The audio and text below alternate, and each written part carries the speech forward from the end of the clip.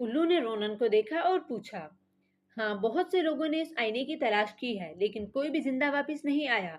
झील का रास्ता खतरनाक है। क्या आप रहनुमाई चाहते हैं? जी हाँ, जरूर। रोनन ने जवाब दिया। उल्लू ने रोनन को जंगल के राज बताए। चांदी के धारे पर चलो जो तुम्हें जंगल के वसत में झील तक ले जाएगी।